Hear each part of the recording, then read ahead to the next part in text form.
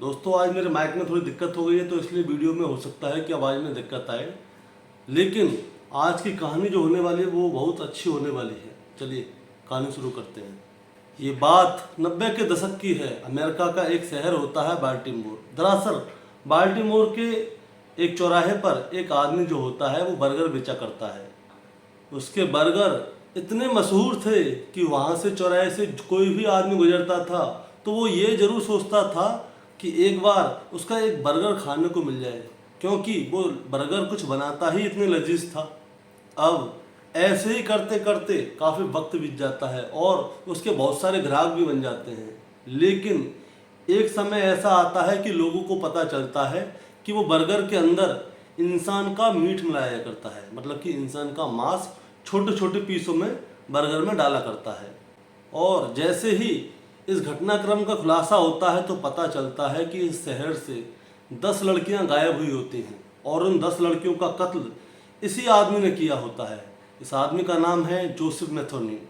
अब जैसे ही पुलिस ने इस घटनाक्रम का खुलासा किया तो उस आदमी ने बताया कि उसने 10 लड़कियों को मारा है और उन लड़कियों का मांस वो अपने बर्गर में मिलाया करता था।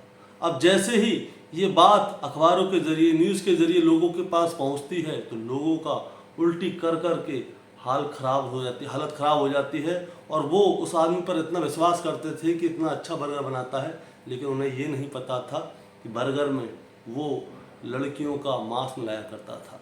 और लोग जब सोचते हैं कि उन लोगों ने उसका बर्गर खाया तो वो लोग उल्टी कर कर के परेशान हो जाते हैं। दरअसल आज की जो कहानी मैं आपको सुनाने जा रहा हूँ वो कहानी अमेरिका की नहीं बल्कि भारत की है। और इस घटनाक्रम में भी जब लोगों को सच्चाई का पता चलता है तो सारा का सारा शहर उल्टी करते करते परेशान हो जाता है।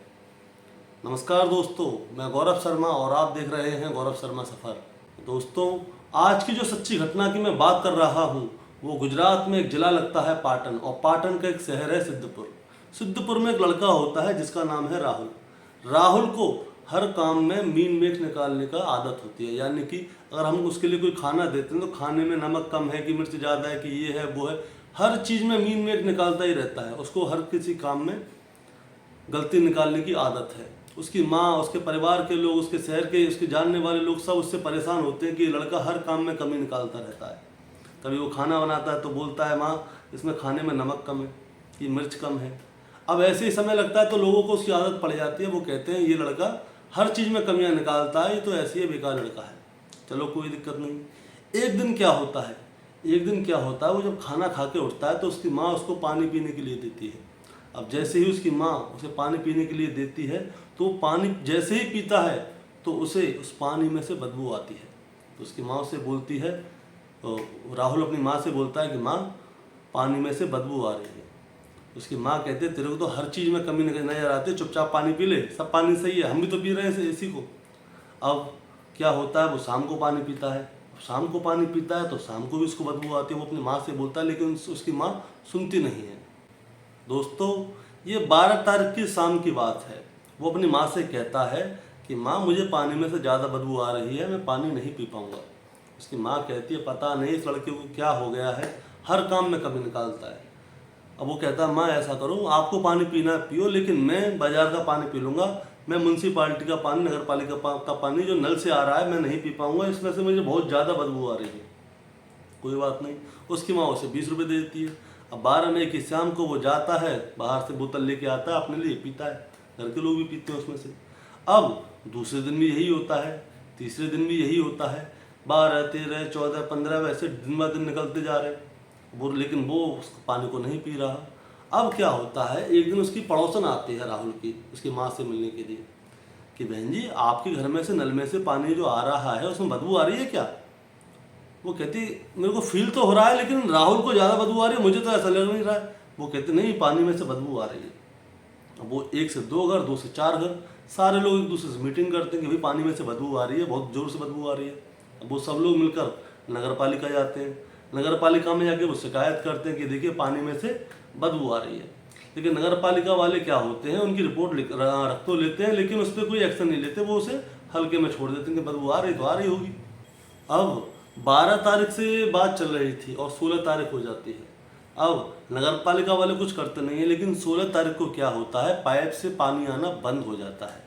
अब जैसे ही पाइप से पानी आना बंद हो जाता है तो अब नगर पालिका की आंखें खुलती हैं कि भाई अब हुआ क्या। अब वो जाते हैं और पाइप को चेक करते हैं कहाँ पे क्या हुआ, कहीं से फट तो नहीं गया, कुछ अड़ तो नहीं गया। पानी की टंकी से पानी जो आ रहा था उसका एरिया था 2 किलोमीटर। अब 2 किलोमीटर के एरिया में नगर पालिका के लोग जगह जगह पे जाके चेक कर रहे थे कि किस वजह से पानी रुका हुआ है और किस वजह से इसमें बदबू आ रही है। अब कईयों घंटों की मशक्कत के बाद नगर पालिका को एक पॉइंट मिलता है कि यहाँ पे पानी रुका हुआ है। अब वो लोग क्या करते हैं, नगर पालिका के लोग वहाँ पे खुदाई करते हैं।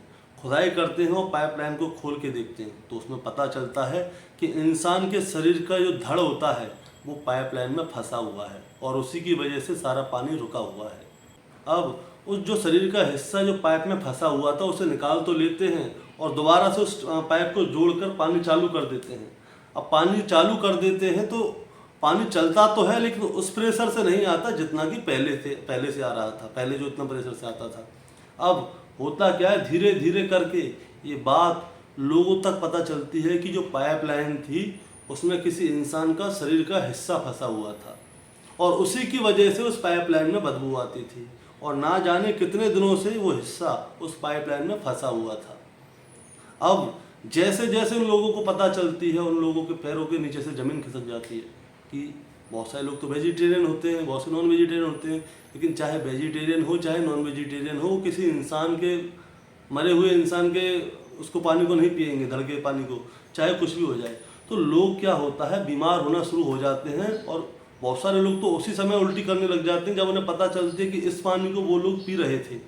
अब अगले दिन ये खबर अखबार में छप जाती है। जैसे ये खबर अखबार में छपती है तो लोग नगर पालिका का पानी पीना बिल्कुल बंद कर देते हैं और जो पाइपलाइन से पानी आ रहा था वो अब जो पाइपलाइन है वो भी चौक हो चुकी है, यानी कि उसमें पानी अब रुक चुका है। अब लोग क्या करें, अब वो बेचारे पानी भी नहीं पी सकते। अब लोग शोर मचाना शुरू करते हैं, धरना प्रदर्शन करते हैं। नगर पालिका वाले लोगों को समझाना शुरू करते हैं कि आप चिंता ना करें, जितनी जल्दी हो सकेगा आपकी समस्या का समाधान किया जाएगा और सारी पाइपलाइन को अच्छी तरह से दोबारा से साफ किया जाएगा और आपके लिए दोबारा से साफ पानी की व्यवस्था की जाएगी। अब एक टीम गांधीनगर जाती है और गांधीनगर से वीडियोग्राफी वाली टीम को लेकर आया जाता है ताकि उस पाइप के अंदर जो कैमरा है वो डाला जाए और चेक किया जाए कि आखिर इस पाइप के अंदर किस जगह पे क्या अड़ा हुआ है। लेकिन उस वीडियोग्राफी टीम से भी कोई सफलता हासिल नहीं होती। अब वीडियोग्राफी मशीन से कोई फ़ायदा नहीं मिला तो अब वो लोग क्या करते हैं, वो पुलिस को कॉल करते हैं, क्योंकि पाइपलाइन से किसी लाश का मिलना बहुत बड़ी बात है और ये एक क्राइम की ओर जाता है, मतलब क्रिमिनल रूप से इसको देखा जा रहा है तो कि किसी ने इसको मार के डाल दिया, क्या किया जाता है। तो अब पुलिस को बुलाया जाता है। अब जब सिद्धपुर थाने की पुलिस आती है तो यहाँ पे आके पुलिस अपने हिसाब से जांच पड़ताल शुरू करती है। दरअसल पुलिस को यहाँ से कंगन मिलता है और पुलिस के पास वो कंगन जो होता है वो उसे लेके जाते हैं। तो उनके पास एक गुरु नानक सोसाइटी होती है, उसमें एक लड़की की खोने की रिपोर्ट लिखी होती है। तो पुलिस गुरु नानक सोसाइटी जाती है और उनको दिखाती है कि कहती है कि क्या ये कंगन आपकी बेटी का है। तो लड़की के परिवार वाले देखते हैं तो वो बोलते हैं कि नहीं, ये कंगन हमारी बेटी का नहीं है, लेकिन हमारी बेटी को खोए हुए बहुत सारे दिन हो गए हैं, हो सके तो उन्हें जल्दी से जल्दी ढूंढने की कोशिश करें आप। दरअसल इस घर में एक लड़की होती है जिसका नाम होता है लवीना हरमानी। लवीना की उम्र लगभग 25 साल होती है और वो 7 मई को शाम को अपनी माँ से कह के निकली थी कि माँ मैं गुरुद्वारे जा रही हूँ। लवीना रोजाना शाम को गुरुद्वारा जाया करती थी। 7 तारीख की शाम को लवीना गुरुद्वारे तो गई थी लेकिन वो गुरुद्वारे से वापस नहीं आई। अब जब वो गुरुद्वारे से वापस नहीं आती तो उसके घर वाले परेशान हो जाते हैं कि लवीना गुरुद्वारे गई है और वहाँ से वापस नहीं आई। अब वो लोग उसे ढूंढने का नंबर लगाते हैं। अब उसके घर वाले सबसे पहले गुरुद्वारे जाते हैं और गुरुद्वारे में जब लवीना नहीं मिलती तो वापसी में आते आते उन हर जगह जाते हैं जहाँ पे कि लवीना जा सकती थी। जैसे उसके कोई फ्रेंड हैं, रिश्तेदार हैं, जो भी हैं, उन सब जगह जाते हैं लेकिन लवीना नहीं मिलती। अब उसके परिवार वाले लोग सारी रात लवीना को ढूंढते हैं लेकिन सारी रात ढूंढने के बाद भी लवीना नहीं मिलती। अब सुबह हो जाती है और सुबह लवीना के परिवार वाले सिद्धपुर पुलिस स्टेशन जाते हैं और अपनी बच्ची के लिए रिपोर्ट लिखवाते हैं। कहते हैं कि हमारी बच्ची कल शाम 7 बजे निकली है, गुरुद्वारे गई थी और वो अभी तक वापस नहीं आई। और वो अपनी बेटी के बारे में बताते हैं कि उनकी बेटी का रिश्ता अहमदाबाद के एक लड़के से तय हो चुका था और 3 मई सन 2023 को उसकी सगाई हुई थी बहुत धूमधाम से, और उसमें उसकी फोटोग्राफी और वीडियोग्राफी भी हुई थी। अब लवीना के परिवार वालों ने उसकी जो सगाई की फोटोग्राफी और वीडियोग्राफी थी वो पुलिस को दिखाई। अब पुलिस ने जब वीडियोग्राफी और फोटोग्राफी देखी तो उन्होंने देखा कि इस वीडियोग्राफी में लड़की बहुत ज़्यादा खुश थी, लेकिन पुलिस ने सबसे पहले अंदाज़ा यही लगाया कि हो सकता है कि शायद लवीना किसी से प्रेम प्रसंग में हो और वो लड़की उस शादी से खुश ना हो, इसलिए शायद वो किसी के साथ वहाँ से भाग गई हो, क्योंकि 12 मई सन 2023 को लवीना की शादी थी। अब पुलिस ने FIR तो दर्ज कर ली थी। पुलिस ने 8 मई सन 2023 को उस लवीना के नाम की FIR दर्ज कर ली, लेकिन पुलिस ने उतनी जद्दोजहद से इस मामले में जांच पड़ताल नहीं की थी और उस लड़की को उस हिसाब से ढूंढा नहीं जिस हिसाब से उसको ढूंढना चाहिए था। अब ऐसे ही करते करते दिन बीतते हैं और जैसे ही दिन बीतना शुरू होते हैं तो पता चलता है कि 12 मई सन 2023 को तो शहर भर में 4000 घरों में जो पानी आ रहा था उस पानी में दुर्गंध आ रही है, और 16 मई को पता चलती है कि जो पानी जिस पाइपलाइन से आ रहा था उस पाइपलाइन में किसी लड़की की लाश का एक हिस्सा फंसा हुआ है। अब घर वालों ने जैसे ही कंगन देखा तो घर वालों ने कंगन देख के साफ मना कर दिया कि नहीं, ये हमारी बच्ची का लवीना का कंगन नहीं है। जैसे ही पुलिस वालों को ये वाली बात पता चली कि ये लवीना का कंगन नहीं है तो पुलिस वाले भी थोड़े ठंडे हो गए। अब पुलिस ने क्या किया, पुलिस ने उस लड़की का DNA सैंपल गांधीनगर भेजा।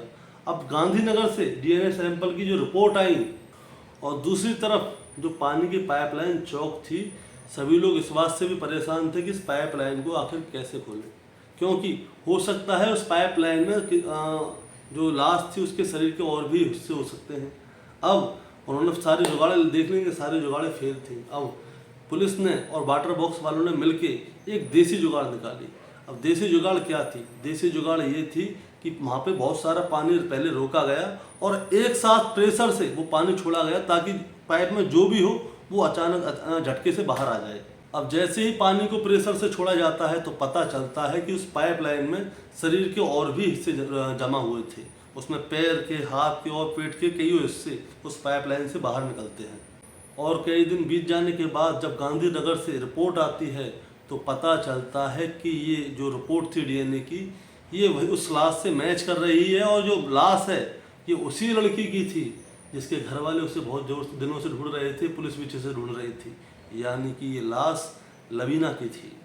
अब जैसे ही ये बात अखबार में छपती है तो सारे शहर को पता चल जाती है कि ये लाश उसी लड़की की थी जो गुरुद्वारे गई थी दर्शन करने के लिए, यानी कि इसका नाम लवीना हरवानी है। और उसकी सगाई 3 मई सन 2023 को हुई थी और 12 मई सन 2023 को उसकी शादी होनी थी, लेकिन वो लड़की पहले ही गायब हो गई थी। अब कैसे वो लड़की टंकी में पहुंची, कैसे उस लड़की के शरीर के हिस्से उस पाइप में पहुंचे, कैसे उस लड़की के छोटे छोटे टुकड़े हुए, यही पुलिस के लिए सबसे बड़ा सवाल था। अब पुलिस इस सवाल का हल ढूंढने के लिए पूरी कोशिश कर रही है। उसके मोबाइल नंबर से लेके उसके परिवार के हर सदस्य तक, उसके परिवार के सदस्य से लेके उसके जितने जानने वाले जितने लोग थे उन सबको शक के दायरे में लिया, लेकिन अभी तक कुछ पता नहीं चल पाया है।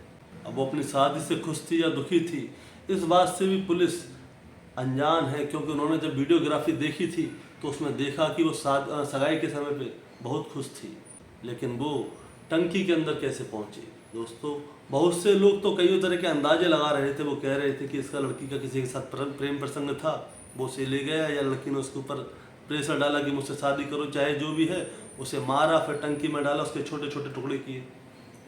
और भी बहुत सारी बातें थी, क्योंकि वो टंकी बहुत ही सुनसान इलाके में थी और बहुत से लोगों ने तो ये भी अंदाज़ा लगाया कि उस लड़की ने उस टंकी में कूद के आत्महत्या की है, क्योंकि जैसे जैसे समय आगे बढ़ रहा था तो उस लड़की की जो लाश थी टंकी के अंदर वो सड़ गल रही थी और छोटे छोटे अपने आप वो उसके पीस अलग होने लगे और टंकी में से पाइपलाइन में फंसने लगे।